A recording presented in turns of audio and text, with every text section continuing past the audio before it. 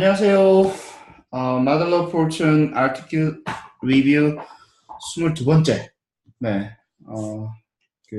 리뷰 시작하도록 하겠습니다. 오늘 리뷰할 페이퍼는 콜리 그리고 해링 선생님 2013년도 페이퍼고 Modeling Growth in Latent Variables using Piecewise Function입니다. MBR에 퍼블리시 됐고요. 저는 최재화고 조지 워싱턴에서 근무하고 있습니다. 이 페이퍼는 SEM 프레임워크에서 그로스 모델링 한 거고요. Maximum Likelihood Estimation 메소드 주로 썼습니다.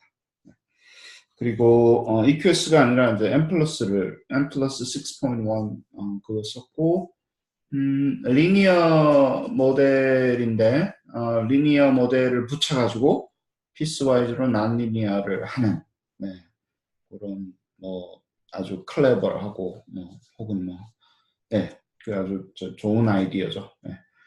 그리고 하이어 오더예요. 세컨 오더라고 보실 수 있어요. 입니다. 왜냐하면 그 퍼스트 오더는 이미 되어 있는 거를 이제 하이어 오더로 익스텐션 시킨 페이퍼라고 보시면 돼요. 자, 그로스 커브 모델링이 중요했었는데 그리고 segmented change of latent construct over time을 하려고 했다라는 거고요. The time of transition. 나중에 이제 여기서는 이제 그 not라는 용어를 쓰는데 이 time of transition이 unknown인 상태에서 요거를 파라미터로 잡아가지고 estimate 할 수 있다. 요거를 이제 한 건데 그 second order가 아니라 이제 first order인 상황에서는 그로스 모델링이 2006년도에 끝난 거예요. 그거를 이제 second order로 해도 그게 가능하다. 그거를 이제 보여준 그 페이퍼가 되고요.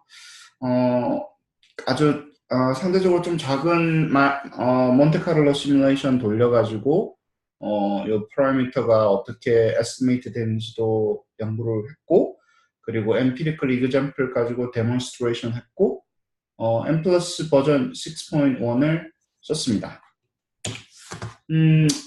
첫 번째는 latent curve analysis 이거 이제 그 간단한 데피니션들 이렇게 하면서 페이퍼가 시작이 됐고요.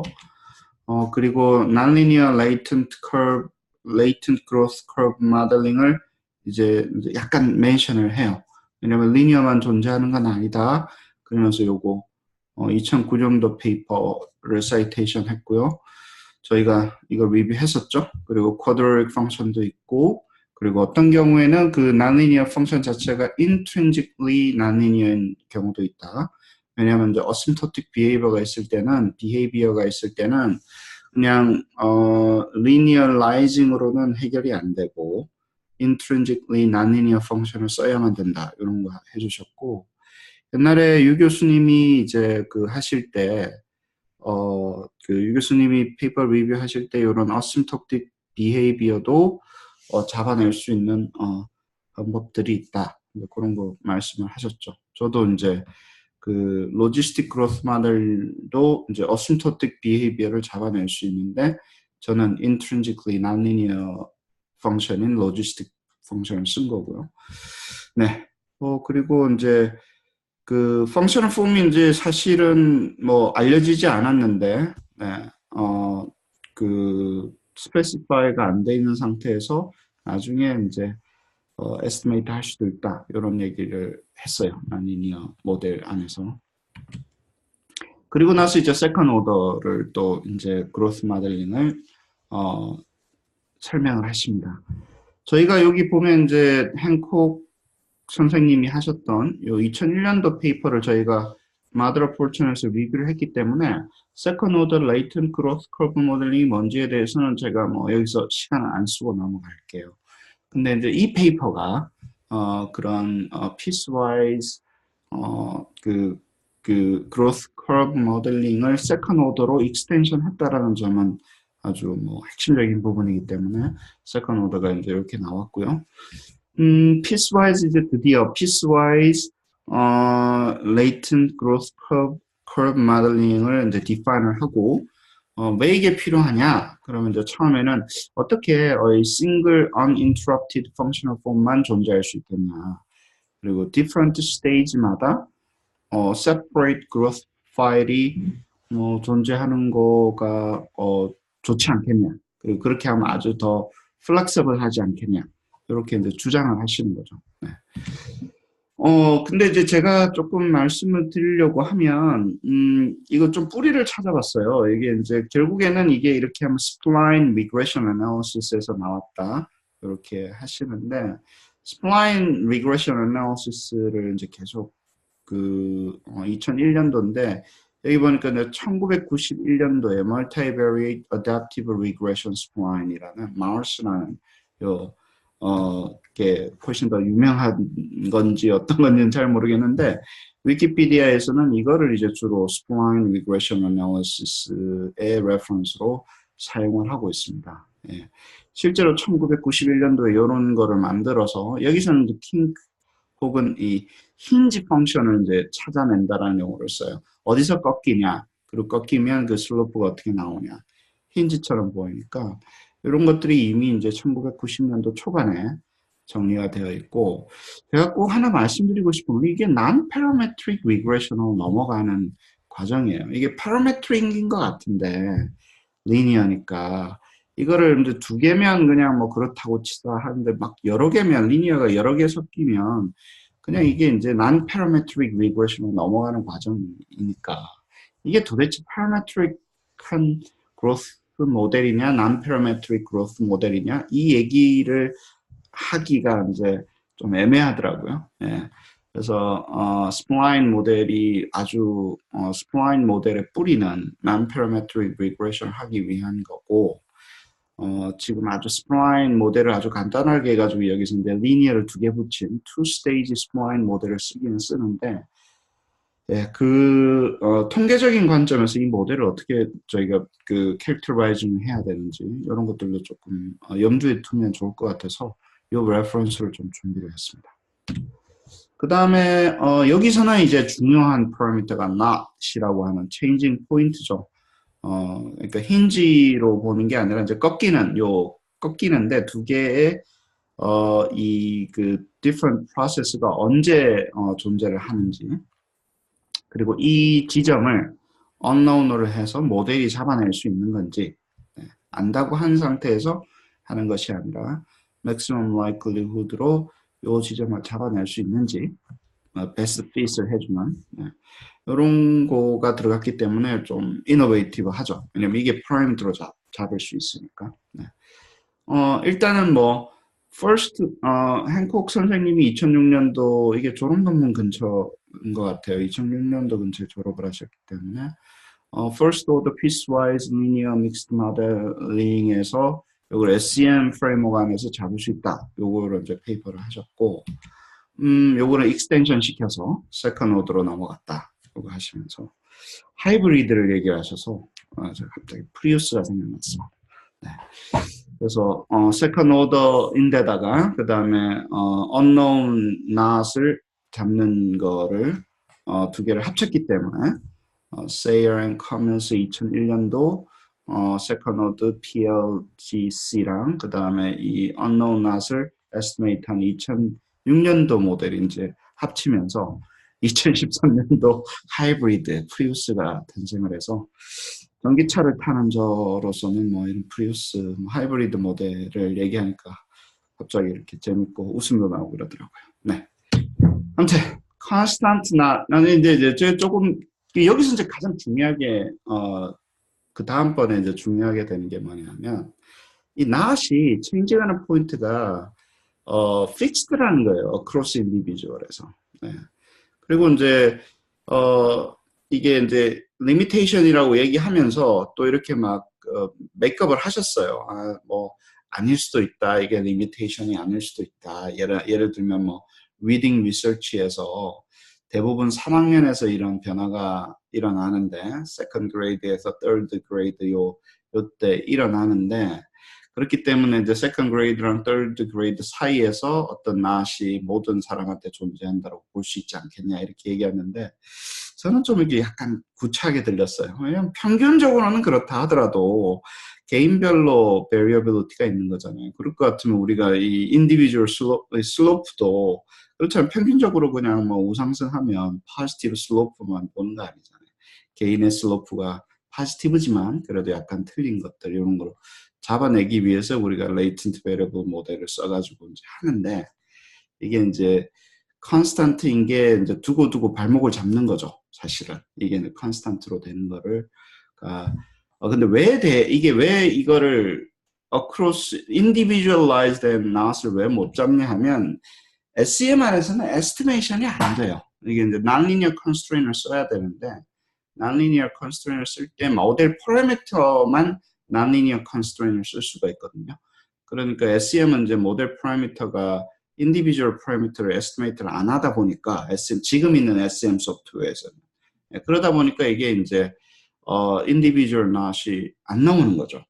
그게 모델의 문제가 아니라 개념의 문제도 아니고 그냥 SEM 지금 소프트웨어의 문제입니다. 제가 볼 때는 그렇게 얘기를 드리고 싶어요. 그리고 나중에 해결점은 나중에 제가 또 뒤에서 좀 말씀을 드리고 그래요. measurement 이렇게 했는데 이것도 재밌는 거는 이제 이 longitudinal study에서 multiple instrument가 똑같다라고 한번 해보자. 그러면 이렇게 이제 간단하게 된다. 뭐 이렇게 말씀하셨어요. 그래서 왜 꼭 이렇게 같아야 되나? 뭐 이런 생각도 하고 저는 지금 automatic IM generation 가지고 이제 유 교수님하고 그리고 서 박사님하고 이게 repeated measure 상황을 만들고 있기 때문에 요 인스트루먼트가 같냐 안 같냐는 저희한테 중요하죠. 오버타임에. 네. 여기서 이제 같은 걸로 어썸션 해가지고 세컨드 이퀘이션을 뽑아내고 그 다음에 이제 piecewise 모델을 이제 define을 하셨어요. 두 개인데 이제 intercept하고 slow 이 두 개의 리니어 라인이 존재하는 점이 나오잖아요. 그 특정 그 change point 낫이 있으면 낫이 있는 곳에 두 번째 시작하는 슬로프가 되니까 인터셉이 되니까 그래서 파라미터가 원래 4개였는데 여기 이제 3개로 떨어진다. 그리고 이런 식으로 트랜스포메이션이 가능하다. 알파가 베타 트랜스포메이션으로 가능하다. 이게 이제 2006년도 페이퍼에서 이렇게 적어서 그로스 모델 믹스드 이펙트에서 하셨던 거죠. 해링 선생님이 쿠덱 선생님하고 그래서 이제 그렇게 요렇게 해놓고 이제 돌린 거예요. 시뮬레이션을 만들어서 돌렸는데 여기 보시면 알겠지만 바이어스가 약간 일어나는 것뿐만이 아니라 이 낫의 로케이션이 오른쪽으로 가면 갈수록 그 슬로프의 세컨드 세그먼트의 슬로프의 베리어빌리티가 높아지는 거예요. 왜냐하면 이게 실제 보다 훨씬 이제 첫 번째보다 이게 왼쪽으로 가면 작은데 오른쪽으로 가면 높아지고 그 다음에 인터셉의 베리언스도 마찬가지로 높아진다. 요거를 이제 보여주셨는데 설명을 안 하셨어요. 왜 이게 높아질까? unsurprisingly 이게 계속 observe가 되긴 되는데 왜 그러냐면 낫을 여기서 잡았다고 봐요. 예를 들어서 낫이 실제 이제 존재를 한다고 보면 그럼 이게 first segment에서 주는 영향이 first segment의 intercept과 slope가 주는 영향이 적은 거예요. 두 번째 세그먼트에서는. 근데 이게 세그먼트가 오른쪽으로 가면 갈수록 여기서 슬로프가 인터셉이 있으면 이게 이제 벌어지잖아요. 리니어 모델이라는 게 벌어지거나 혹은 수렴하거나 이렇게 되기 때문에 그러면 요 끝점에서 다시 인터셉을 잡고 슬로프를 잡으면 예를 들어서 이게 왜냐면 이렇게 올라가는 거는 이제 수정을 이 부분에서 베스트 핏 되는 걸 잡아야 되는데 이렇게 하다 보면 이게 베리어빌리티가 커지는 거예요. 이쪽 파라미터들이 많이 바뀌어줘야지 이 점을 딱딱 맞춰줄 거 아니에요. 근데 이게 왜 이런 상황이 생겼냐면 뭐 여러 가지 오른쪽으로 가면 갈수록 그런 상황이 생기는 것도 맞는 것 같은데 이게 픽스드 낫이기 때문에 그런 것 같다는 생각이 들어요. 개인별로 모든 사람들이 낫이 같다라고 한 상태에서 이거를 맞춰줘야 되기 때문에 뭐 예를 들어 이 사람은 요쯤에서 이렇게 developmental pace가 이제 바뀌고 이 사람은 여기서 바뀌고 이렇게 했었으면 훨씬 플렉서블하게 잡혀서 낫이 어디 있든지 간에 네, 이쪽 파라미터의 영향을 두 번째 스테이지 파라미터의 영향을 안 줄 수도 있지 않을까? 그런 생각을 했었던 거예요, 제가. 네. 아무튼 그래서 조금 이제 왜 이런 상황이 생겼는지에 대해서 설명이 조금 있었으면 좋겠다 싶어서 제가 조금 한번 해봤고요. 그리고 뭐 여기 이제 팩토리얼 인베리언스를 뭐 시뮬레이션 리저트로 잡았는데 뭐 하는 건 당연하다고 생각을 해요. 왜냐하면 이제 특히 세컨 오더를 할 때는 하는 건 당연한데 약간은 이제 별로 뭐 큰 의미는 없었던 것 같아요. 그 모델링 할 때는 이걸 반드시 해주는 게 맞는데 여기서는 무슨 의미가 있나? 예를 들어서 이 팩토리얼 인베리언스가 시뮬레이션 스터디에서 뭐 크게 의미가 있나? 이런 생각이 들어요. 왜냐하면 같다라고 하고 다 만들었을 텐데. 네. 그리고 아니 리딩 데이터 같은 경우는 아니죠. 시뮬레이션 데이터가 아니구나. 팩토리얼 인베리언스 이제 본 거죠. 아니 그 엠피리컬 데이터는 봐야 되겠네요. 죄송합니다. 시뮬레이션은 헷갈렸어요.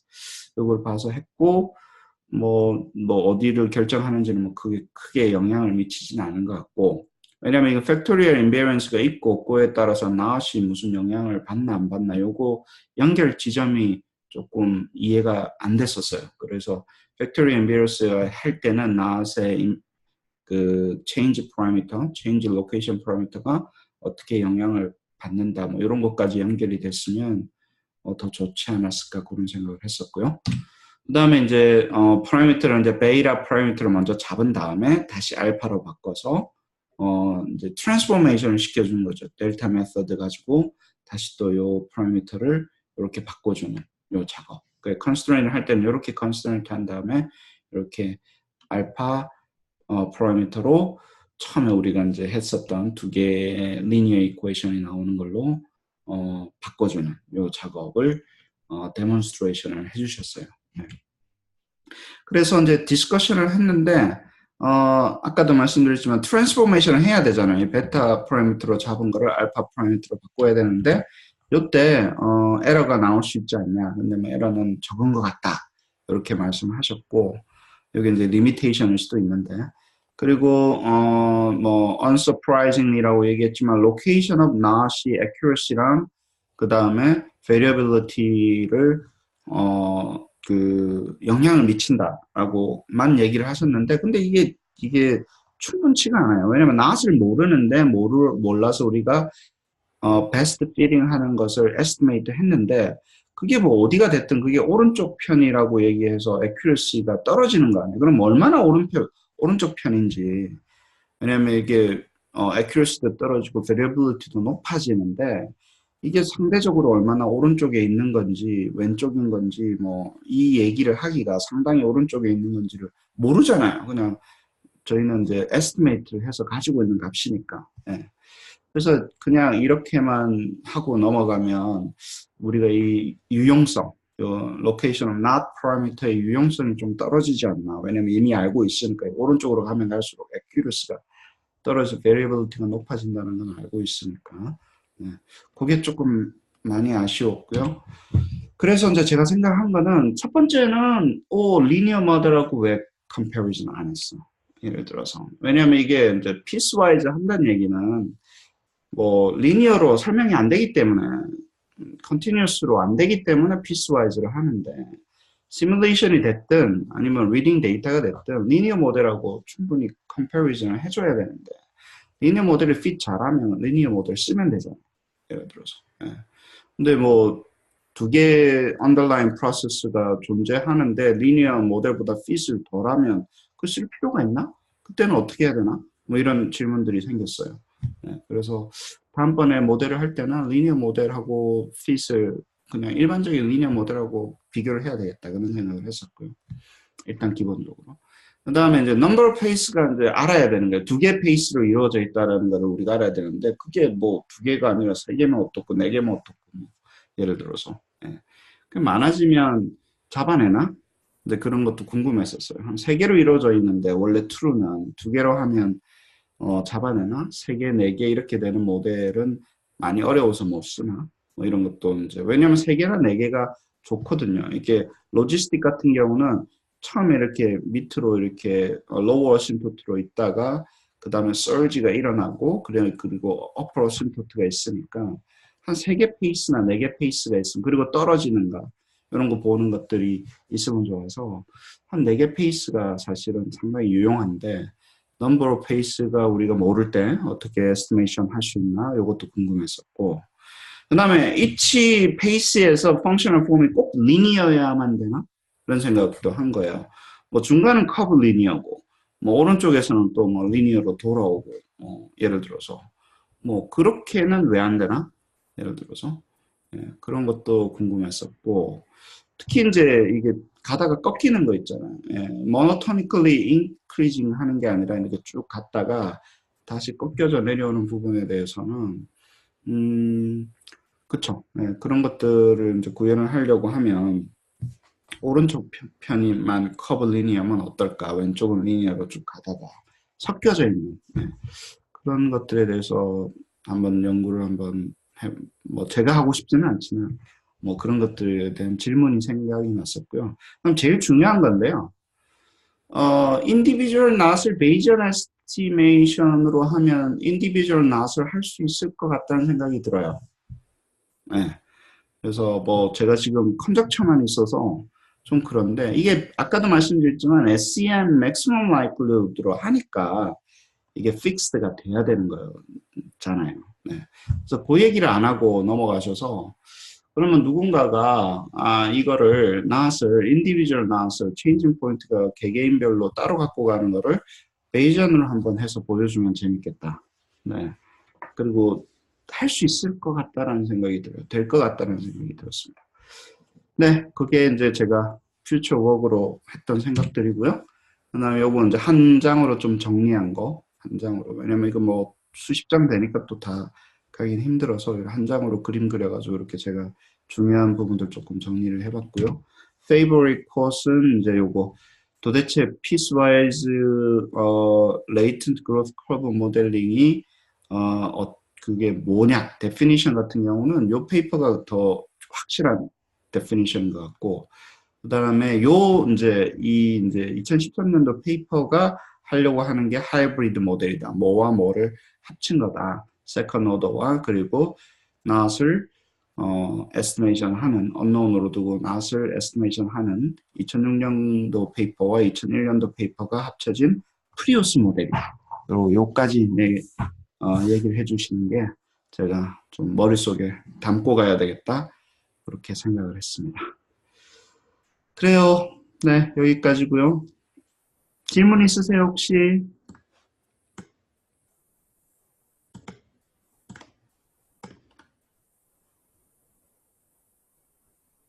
왜 이렇게 다들 조용하세요? 안 읽었구나. 질문을 해주십시오. 시간이 뭐 많이 남았어요. 스무드하게 잘한 건지는 모르겠는데. 그만할까요? 질문 없으면? 코멘트도 없어요?